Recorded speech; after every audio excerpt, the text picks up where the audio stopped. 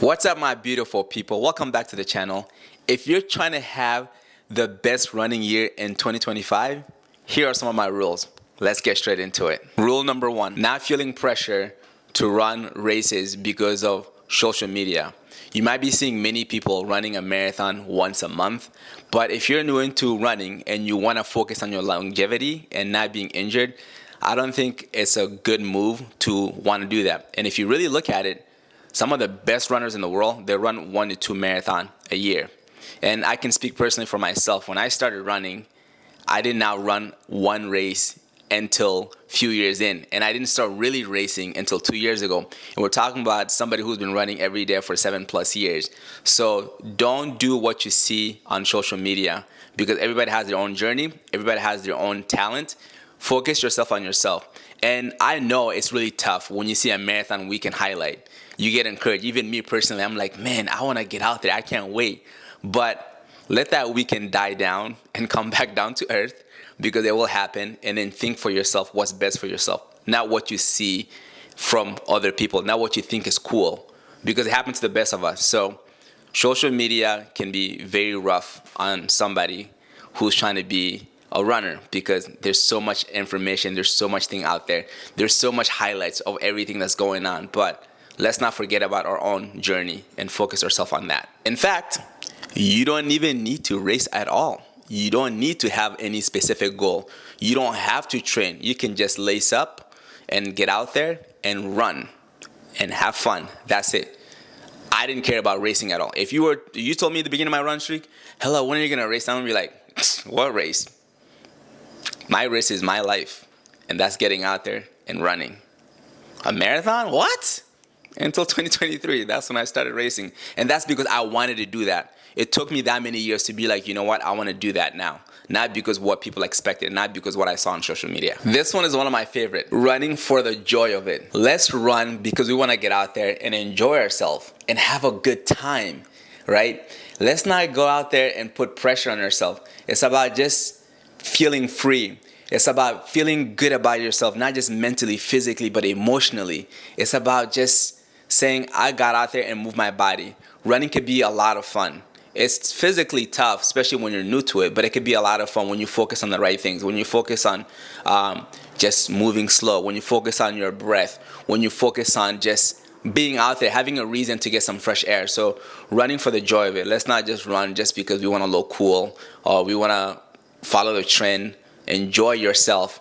Joy is very important. When I started my run streak, it was to face the fear of running, right? As soon as I got out there, that fear went out of the window because it didn't exist, because I did it with zero pressure. I just got out there and then I'm like, wow, this is a lot of fun. I would start my watch and I just go and do circles and go on this street and that street. Next thing you know, I cover a few miles because I was enjoying myself. So let's make running fun again. Let's run for the joy of it. I think that's important. If you're not having fun, then why do it, right? Let's not normalize this ever again. Blindly following the advice of running influencers, including myself. Be skeptical. Do your research. There's so many great runners, coaches out there that are certified, that do this for a living, that can help you be the best version for yourself in terms of running and even other areas in life. But let's not follow somebody on social media and just because they're able to get a following, they're able to do something, and take their advice, right? And that's me too. Be skeptical, do your research, follow the expert, find the expert. There's plenty of people out there. You get online, you research, you can find people out there that are doing this full time, that are the right people for it. And it's easy to, especially if you're very new into running, you see somebody who's a good runner, who's a strong runner, and you might just automatically think that they're the best coach because they do it well for themselves, right? But that doesn't mean much. So make sure you do your research. Make sure you stay skeptical with what you hear on social media from anybody that's a run influencer out there. Also remember, everybody has a different type of body. Everybody has a different style of training. What may work for me might not work for you. So you got to find what works best for you. In order to do that, you got to find the right person who can pivot and adjust your training, who can tell you, you know what, if this doesn't work, there's an alternative way, because there's not one way, right? So always remember that.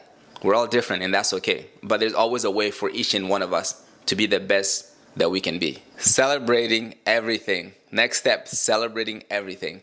You have to celebrate every moment, big, small, it doesn't matter.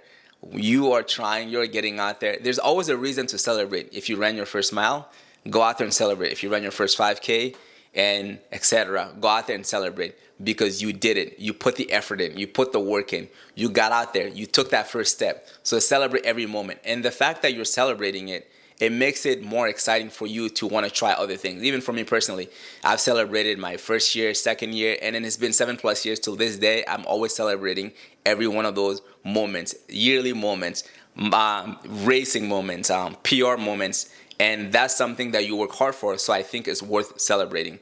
You don't have to go crazy. It doesn't have to be on social media, but jump around, throw your hands in the air like you just don't care. Have fun and celebrate every single thing because they're all important and it all matters. This one is very important. I believe it's the most important out of all the rules and tips I'm sharing with you guys right now. Safety. Safety is number one. I personally believe that Apple Watch has the best safety feature. I wear 4 watches. For those who don't know, I wear 4 watches. I test them out. I compare them against each other for many other reasons, but including safety. And when it comes to all of them, safety is the best on Apple. So share your location with your friends, with your loved ones, with your family, so they know where you're at. Apple Watches, you can easily do that. And also the crash detection, if you happen to fall. I experienced actually this past fall when I was training for my 100-mile race, I took a huge fall and my watch started contacting the emergency. If I didn't respond within a minute, it was gonna shoot out my exact location and then have the first responder find me. And then it's gonna tell whoever I was sharing my location and everything with to let them know what's going on. And it would even follow step by step till you actually get to the hospital, which is incredible. So safety is important. Make sure that we are aware of that. So get the right tool and device if you're out there by yourself. If you don't have anyone with you, that can make you feel a little more safer than you could be. So safety, most important of all. I only ran 6 miles today. Let's stop that. I only ran a mile today. No. It's not only. You ran a mile. A mile is a lot. 6 miles is a lot. 10 miles is a lot. And somebody that might be like, I only ran 5 miles today. Maybe that 5 miles is someone's marathon. Yeah, that effort for that 5 miles is someone's marathon. So let's not only make it only, because it's not only. It's effort. You're moving. You're trying. You're putting yourself out there. Right? So let's leave that word alone. Say, I ran a mile today. That's what my body was able to give me. My best today is different than my best yesterday.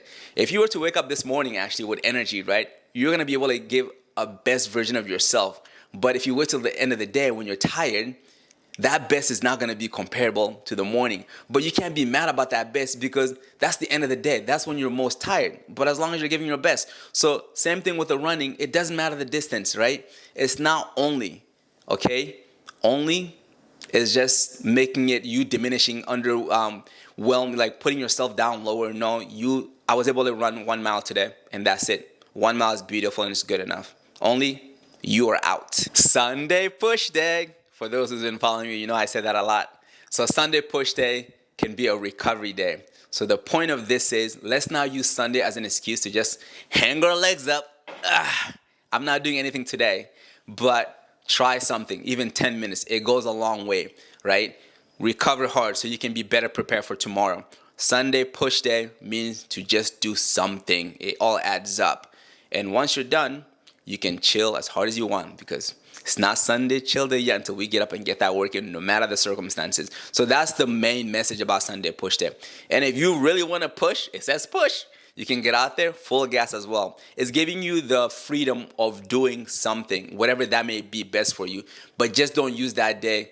It's Sunday. I'm not going to take care of myself. I'm not going to do anything at all. Taking care of yourself doesn't have to be physical movement. It could be even sitting there and go on a little like Zen. Like you can do some meditation. That's taking care of yourself mentally too. So that's what Sunday push day is all about. Let's keep on pushing every Sunday, y'all. Sunday push day, baby. Hydration and fueling. When I was playing soccer, for all my soccer players out there, let me know if you can relate to this. I would play 90 minutes and we barely drink any water, any hydration, halftime maybe, and maybe if there's like a foul and you run to the sideline real quick and get a sip. But I took that same habit into running, so I'll go out there for a long run. I don't hydrate, I don't fuel. And once I started doing that, I realized like, whoa, I feel a lot better during these long runs. So I think it's very important to make sure that we fuel ourselves pre-run, during run, and after run. At least pre and post-run if you don't want to do it in the middle, because sometimes I get out there, I'm not carrying anything. But fueling is very important, so let's stay hydrated. And when you're hydrated and fuel too, you just feel so much better. And when you feel better, you can actually enjoy your run. Sometimes I'm out there, I'm so depleted, I just want to get home. Not because I hate running, it's just because my body is just like, it's not fueling. And that's my own fault because I'm not fueling it the right way. So let's take hydration and fueling very seriously this year in 2025. Last but not least, say it with me loud, y'all. I am a runner. Let's say it again. I am a runner. You are a runner. It doesn't matter if you run 1 mile, 10 miles, 100 miles, you are a runner. It doesn't matter what pace you run. You're a runner at the end of the day. Let's not say you're not a runner because you don't run X amount of miles, all right? Let's not compare ourselves to other people. Comparison is not good at all. You just get out there, you're moving your body, you're putting one foot in front of the other. That makes you a runner. Always remember this. A 6-minute mile and a 12-minute mile is still a mile. You're still covering a mile. You're still moving your body. So whatever that you do this year, distance, pace, whatever, you are a runner. All right? Let's say it again. I am a runner. You see that? I don't know if you can see it on my hat. I'm a runner. You're a runner, yo. 2025, we're all runners. Let's keep pushing. Let's keep being better. Let's keep being better for ourselves. Fill up our cup, then we can pour into somebody else's cup. And always, always, always remember this for this year. Be kind. Be nice. If you ain't got nothing nice to say, get the stepping. Move on. Leave people alone. You know how if you watch the Martin show, he's like, get the. So be nice to each other. 2025. Let's go out there and have a great year and run happy. I'll see y'all when I see you on the next one. Let's get it. Let's go.